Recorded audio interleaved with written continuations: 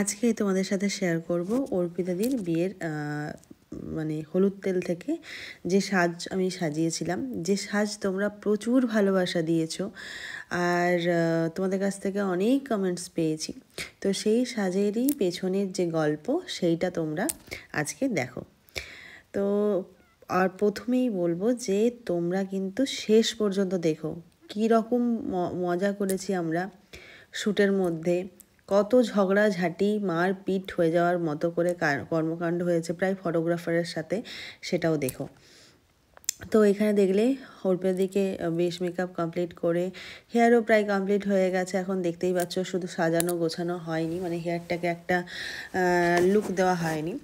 আর তখনই আমার হঠাৎ মনে হলো যে একটু পলার সাথে যদি মাটির শুধু চুড়ি পরানোর কথা ছিল, কিন্তু সেখানে মনে হলো যে একটু পলা অ্যাড করলে মাঝখানে তাহলে খুব ভালো যাবে। তো এগুলো হয় কি, মানে সবসময় আগে থেকে সব প্ল্যানিং করা যায় না। কিছু কিছু সময় ইনস্ট্যান্ট মনে হয় যে এটা দরকার, বা গাঁদা ফুলটা আমার মনে হলো ইনস্ট্যান্ট দেওয়া দরকার। তো তখনই এগুলো আনা হয়। এবং পলা তো মেয়েরা মোটামুটি সবাই পরে, সেই হিসেবে ম্যানেজ হয়ে যাবে মনে হয়েছিল। তারপরেও অনেকগুলো মাঙ্কু এনে দেয়, মানে অর্পিতাদির দিদির মেয়ে অনেক পলা সে কিনে এনে দেয়।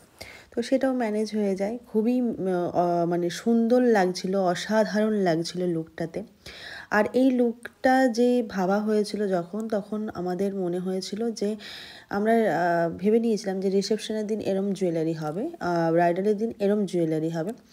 তো হলুদ তেলের সময় আমার মনে হয়েছিল একটু পোড়া মাটির গয়না থাকলে ভালো লাগে। মানে আমার অ্যাকচুয়ালি যে টাইপের জুয়েলারির ওপর একটা মানে ভালো লাগা আছে, সেই জুয়েলারিগুলো দিয়েই এক্সপেরিমেন্ট করতে চেয়েছিলাম। আর অর্পিতাদির ক্ষেত্রে কাজ করতে গিয়ে একটা সুবিধে যেটা হয়েছে, একটা সুবিধে মানে এটা বিশাল বড় সুবিধে হয়েছে যে অর্পিতাদির মানে এগুলো একসেপ্ট করেছে, যেগুলো বিয়ের দিন সবাই হয়তো এই ব্যাপারগুলো মেনে নেয় না, বাড়ির ভয়ে হোক বা নিজেকে কেমন লাগবে হোক, বা এই ব্যাপারগুলো ধরো বুঝতে পারে না। তো সেখানে তার বাড়ির কোনো বারণ বা এগুলোতে তার কিছু আলাদাভাবে চিন্তাভাবনা ছিল না বা বারণও ছিল না। তো তার ক্ষেত্রে এইভাবে ফ্রিলি কাজ করতে আরও সুবিধে হয়েছে। আর ও চেয়েছিল কিছু এক্সেপশনাল হোক কাজটা, তো তার জন্যই এটা আমার সুবিধে হয়েছে ভাবতে। আর ওর যেটা মানে আগে থেকেই বলেছিল যে তোমার কোনো রকম মানে তুমি ফ্রি কাজ করতে পারবে, মানে তুমি কাজ করো আর কি নিজের মতো করে। তো সেই ব্যাপার থেকে আমি আমার মতো করেই সাজিয়েছি। আর সেই সম্পর্কটা ওর সাথে যেহেতু ছিল, তাই জন্য আমি জানতামও যে ওর ফেস অনুযায়ী, ওর স্ট্রাকচার অনুযায়ী বা ওর পার্সোনালিটির সাথে আমার মনে হয়েছিল এগুলো যায়। তো দেখো এবার তো ছোটোখাটো টুকটাক যে ব্যাপারগুলো জুয়েলারি সাজানো, সেটা তো ইনস্ট্যান্ট হয়েছে। যেমন মানে নাকের যে নোজ পিনটা, ওটা একটি কানের দুলকে আমি ভেঙে দিই, বলি যেটা কিন্তু আমি ভেঙে ওই গোলটাকে আমি বসিয়েছি চিট দিয়ে, মানে চিট মানে ওখানে আইল্যাশ গ্লু দিয়ে বসিয়েছি। কিন্তু ওটা পোড়ামাটির পুরো কালার আসছিল না, তাই ব্রাউন কালার তৈরি করা হয়েছিল ফেব্রিকে, ব্ল্যাক আর রেড কালার দিয়ে আস্তে আস্তে আমি তুলি দিয়ে অল্প করে ওটা লাগিয়ে দিই পরা অবস্থাতেই। আর এখানে দেখো আমি কাজের ফাঁকে একটু খেয়ে নিচ্ছি। আর যেটা শুরু হয়েছিল মজা এখান থেকে, প্রবলেম কি না, আমি সাজিয়েছি অবশ্যই এই দিনটা যেহেতু একটু রিয়েল ব্রাইডের ওপর আমি এক্সপেরিমেন্ট করছি। তো এই দিনটা আমার অনেক দিনের একটা অপেক্ষা ছিল যে এই দিনে কাজটা আমার কেমন দাঁড়াবে, কারণ আমি তো ভেবেছি, মানে জাস্ট কল্পনা করেছি, তখন তো দেখিনি। তো দেখার পর মনে হচ্ছিল যে কত ফুটেজ নেব, মানে ভিডিও ফুটেজ নেব, ফটো নেব। আর প্রবলেম করছিল সেখানে আমাদের ভিডিওগ্রাফাররা সবাই। এবার আমি যা বলি, এবার ওরাও খুব এক্সাইটেড হয়ে গেছিলো কাজটা দেখার পর, ওদেরও ভীষণ ভালো লেগেছে, যার ফলে ওরাও বিভিন্ন জায়গা থেকে ভিডিও নিতে চায়, আর আমিও সেখানে ছাড়ি না। তো সেই জায়গায় ওরা বলে আমি নেব, আমি বলি আমি নেব আগে, এই করে করে মানে কি যে অবস্থা হয়, মানে সে আমি বলে বোঝাতে পারবো না। তোমাদের আমি আনকাট পুরো ভিডিও দিলাম, কিছু কিছু জায়গায় তোমরা দেখলে বুঝতে পারবে। কিছু কিছু জায়গায় ফটোগ্রাফাররা পুরো দাঁড়িয়ে আছে, কিন্তু আমি আমার শট নেওয়া ছাড়িনি, আমি আমার শট নিয়ে নিয়েছি, তারপরে ওরা নিচ্ছে। আর সত্যি কথা বলতে কাজ করতে গিয়ে ভীষণই সুবিধে হয়েছে, কারণ টিমটা ছিল চ্যাম্পস শুভদীপের। ওর সাথে কাজ করতে মানে ওরা তো আমাদের নিজেদেরই যে যার মধ্যে, তো এইভাবে একটা গ্রুপ কাজ করলে খুব মজা তো হয়, আর খুব ভালো ভালো মানে ফুটেজ বেরিয়ে আসে।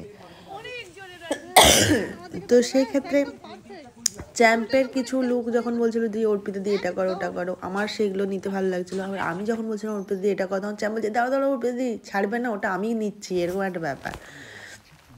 তো এই করতে করতে এখানে একটা সিঁড়ি দেখতে পেলাম। আমি বললাম অর্পিতা দি এই সিঁড়িটাতে উঠতে পারো, ভীষণ ভালো লাগবে। এবার সিঁড়িতে উঠিয়ে কিছু ফুটেজ নেব। তার আগে আমার যেটা মনে হয়েছে যে আমাকে সিঁড়িতে আমাকেও উঠতে হবে উপরে। এবার ওরা তো উপরে উঠে ফটো টটো নিয়ে নিল। এবার আমার তখন মনে হচ্ছে যে আমিও উঠি। এবার যখনই আমি কোনো কিছু নেবে বলছি তখনই ফটোগ্রাফার বলছে আবার আমাকে যে কত পটিয়েছে, পিৎজা খাওয়াবো, এটা খাওয়াবো, ওটা খাওয়াবো, প্রীতি একটু আমাদেরকে সাইড দিয়ে দাও। কিন্তু আমি ছাড়িনি, আমি মনের মতো ফটো ভিডিও সমস্ত নিয়েছি। এই যে যা যা ক্লিপ দেখতে পাচ্ছ এগুলো সমস্ত র ফুটেজ, এগুলো সমস্ত রিলস আমি তোমাদেরকে এডিট করে সুন্দর করে পোস্ট করব, তখন জানিও কেমন লাগলো না লাগলো। আর হ্যাঁ, অবশ্যই জানিও যে এই লুকটা রিয়েল ব্রাইডের হলুদ তেলে হিসেবে কেমন লাগলো। জানি সবাই এক ধরনের পছন্দ করো, সেখান থেকে বেরিয়ে এসে একটু অন্যরকম করে ভাবা আমার মনে হয়েছে যেটা ভালো লাগছে। তো তোমাদেরও কেমন লাগলো, সবার মতামত নাও এক হতে পারে, মানে আমার সাথে এক নাও হতে পারে তোমাদের মতামত এক, কিন্তু জানিও ভালো খারাপ যেটাই হোক তোমরা জানিও যেটা কেমন লাগলো। আর এই সবের মাঝখানে আমি কিন্তু অর্পিতাদির একটা মাটির চুড়ি এক্সাইটমেন্টে, তখন যখন লুকটা এত ভালো বেরিয়ে যায় তো একটা হয়তো মনে, সেই জায়গা থেকে আমি কি করেছি ভেঙে ফেলেছি। তো তখন তো খুব একটা খারাপ লাগছিল না, বাড়িতে আসার পর ভীষণই খারাপ লাগছিল। তো সেই সময় আমি আমার চুড়িগুলো দিয়ে তো ম্যানেজ হয়ে গেছে, কিন্তু ওইটা মানে একটা খারাপ লাগা থেকে গেছে, জিনিসটা ভেঙে ফেলেছি না। তো যাই হোক, এখন ম্যানেজ তো হয়ে গেছে, লুক বেরিয়ে গেছে, তাই জন্য কোনো কিছু আর মানে সেই সময়টা মনে হয়নি, কিন্তু পরে বাড়ি আসার পর ভীষণই খারাপ লাগছিল। আর তার শখের জিনিস ও আনিয়েছে, যা যা লাগবে আমি বলেছিলাম সেগুলো সে বিষ্ণুপুর থেকে ওকে দিয়ে বলে আনিয়েছে। এটাও তো একটা বিশাল বড় মানে দায়িত্ব আর কি, তো অ্যারেঞ্জ করাটা। তো এইখানে দেখো প্রত্যেকটা শট বিভিন্ন জায়গা থেকে, মানে আমি জানি না রিলসটা যখন রেডি করব তখন হয়তো বুঝতে পারবে তোমরা। আর সামনে থেকে যে কি অপূর্ব লাগছিল আমি বলতে পারবো না। যারা ছাড়া ছিল তারা প্রত্যেকে খুব প্রশংসা করেছে, এবং ওই যে বললাম ফটোগ্রাফারের টিম, ভিডিওগ্রাফারের টিম সবার খুব ভালো লেগেছে। আর ওদের সাথে কাজ করতে তো আলাদাই মজা। তো এই নিজেদের মধ্যে যে কাজটা হয়েছে বলে এত মানে কি বলবো, মানে ভালোবেসে সবটা আনন্দের মাধ্যমে কাজটা করেছি, এবং কাজটা বেরিয়েওছে খুব সুন্দর মানে আমার কাছে। এবার তোমাদের মতামতটা জানার অপেক্ষায় থাকলাম।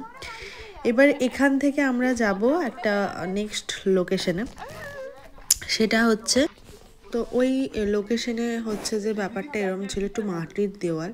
তো আমি বলেছিলাম যখন লুকটা ভেবেছিলাম, যখন ব্রাইডাল লুকটা ভেবেছিলাম তখন ভেবেছিলাম যে একটা মাটির দেওয়ালের আগের দিকেই তুমি বসবে। তো সেটা হয়তো ওদের তো লজে পরে গিয়ে ঠিক হয়, তো যাই জন্য করা যায়নি। কিন্তু বলেছিলাম যে ওইখানে কিছু শ্যুট করে নেওয়া হবে, তারপর তুমি লজে চলে যেও।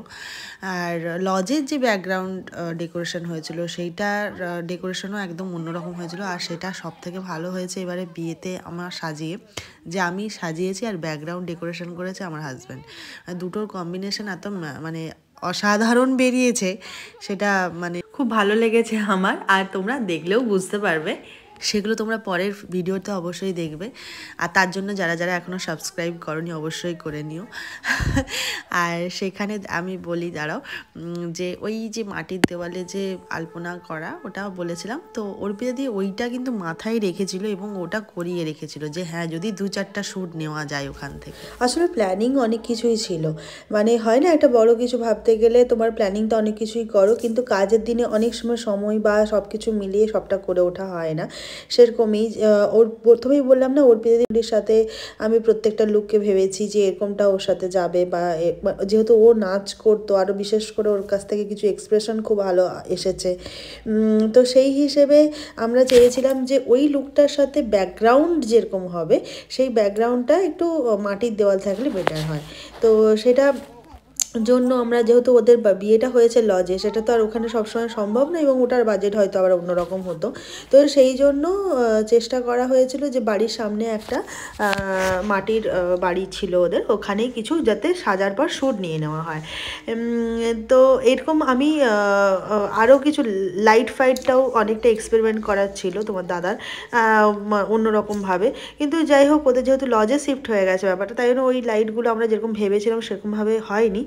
আর আরেকটা এটা হয়েছে যে সাজানোর পর যেহেতু সন্ধে হয়ে যেতে ওদের গেস্ট চলে এসেছিলো, তাই জন্য ওদেরকে লজেও চলে যেতে হয়। তাই জানি না তোমরা, ওরা বলেছে যে কয়েকটা ভিডিও ওখানে এই মাটির দেওয়ালে মানে ব্রাইডাল সাজার পর নিয়েছে, কিন্তু কতটা কি নিয়েছে আমি ঠিক জানি না।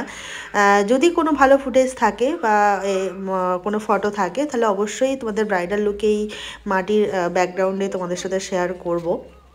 কিন্তু আপাতত মানে এই যে বৃদ্ধি লুকের যে ফুটেজগুলো বেরিয়েছে এখান থেকে, সেটা অপূর্ব বেরিয়েছে। আর সেটা মাথায় রেখে, যে অর্পিতাদিকে বলেছিলাম সেই কথাটা মাথায় রেখে যে একটা আলপনা করেই রেখেছে, এটা খুব বুদ্ধিমানের একটা কাজ করেছে। কারণ ওই যে বললাম যে সব কিছু হয়তো প্ল্যানিং থাকলেও অনেক সময় হয়ে ওঠে না, কিন্তু অর্পিতাদির মেন ব্যাপার ছিল যে বিয়েতে আমার সাজা এবং শ্যুটটা যেন একদম পারফেক্ট হয়। তো সেই হিসেবে সে এগুলো কিন্তু তার ছেলে ছানাপোনাদেরকে দিয়ে করিয়ে রেখেছে, যার জন্য খুব ভালো এই সমস্ত ফুটেজ বেরিয়ে এসেছে। তো মানে আরও আশা করছিলাম যে ব্রাইডালের যখন এখানে শ্যুটটা হতো খুব কম আলোর মধ্যে, তাহলে সেটা খুব ভালো লাগতো। এরকম একটা আমি আমার অলরেডি ক্লাস ডেমনস্ট্রেশনের শ্যুট এরকম কম আলোতে করেছি, কিন্তু আমি তো মাটির এই দেওয়ালটা তো পাইনি না। তো সেটা পেলে আমার মানে অর্পিতাদের উপর দিয়েই এই কাজটা হয়ে গেলে আমার আরও ভালো একটা কাজ বেরোতো আর কি, চেয়েছিলাম।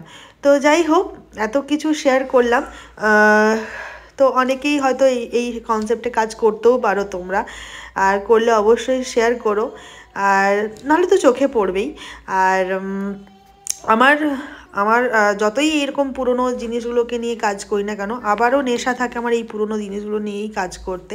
তো আবার হয়তো কোনো শ্যুটেই আমি কোনো রকমভাবে এগুলোকে হয়তো কাজে লাগাতেও পারি, বা আবার কোনো রিয়েল ব্রাইডের ক্ষেত্রেও আবার কাজে লাগাতে পারি, কখন কি হয়ে যায় জানি না। তো তোমাদের কেমন পুরোটা লাগলো সেটা অবশ্যই জানিও, আর পুরো প্ল্যানিং কেমন লেগেছে, সবটা কেমন, কতটা কি আমরা করতে পেরেছি সেটাও জানিও। তো এখানে দেখো আমি ফুটেজগুলোই তোমাদের সাথে শেয়ার করছি, যে কিভাবে ওকে উঠতে বলছি না বলছি। আর বাকিটা তোমরা জানিও, আর ভালো লাগলে লাইক কমেন্ট শেয়ার সাবস্ক্রাইব অবশ্যই করে দিও। তো চলো টাটা। আর দেখে নাও কেমন জ্বালাচ্ছিল আমাকে। ক্যামেরা দিব তোমাকে, তাহলে একসাথে কাজ হয়ে যাবে। এই কপারটা খুলে দেবো, ঠিক আছে?